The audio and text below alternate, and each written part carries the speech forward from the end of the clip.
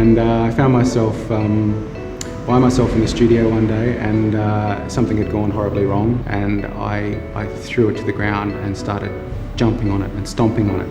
And then I sort of stopped myself and went, I was having a hissy fit. I was like, what am I doing? It was like this stress had caused me to just completely lose it.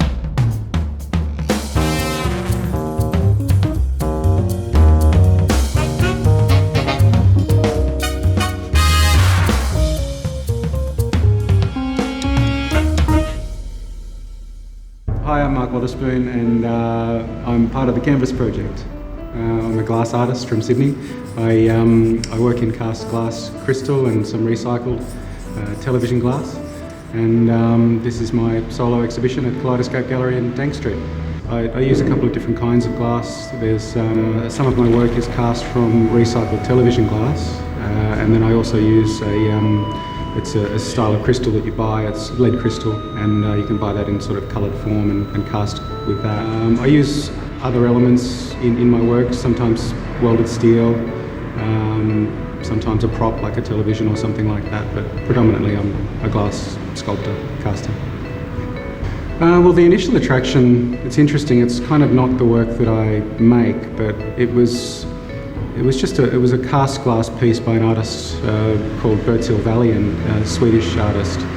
That was what drove me or inspired me to work in glass. It has some really interesting qualities, the way it captures light, the way that using it as a negative space rather than a positive sculptural space. Most of my themes are kind of humanist ideas, existential ideas.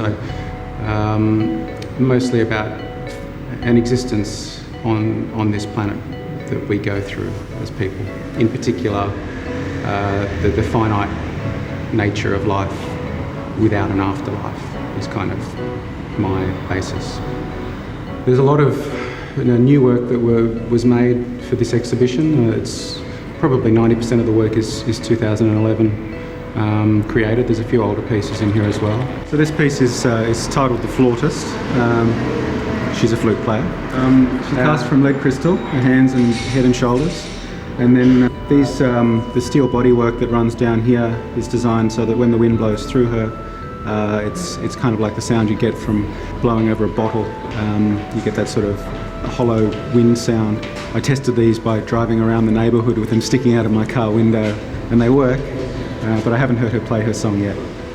It's a much bigger affair for me. It's one work in a group show is a certain investment for the work and for the show, but to put an entire show together and create that in a cohesive way, it kind of takes a lot of effort.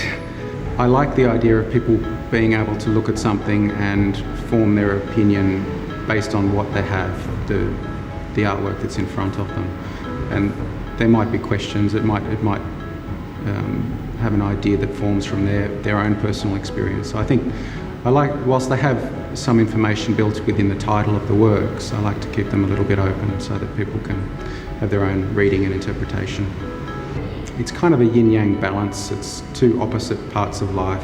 I can switch off my sort of creative side to go and work. And similarly, once I leave work, I can switch off my kind of work face. It takes a little bit of winding down, but getting in the studio is a very nice way to release some of the energy that you build up in that kind of environment. Next on the Canvas Project, we go to church and listen to the heavenly, heartfelt tones of Eliza Rose. I love writing down quotes, taking photos of things, keeping things that inspire us as a group.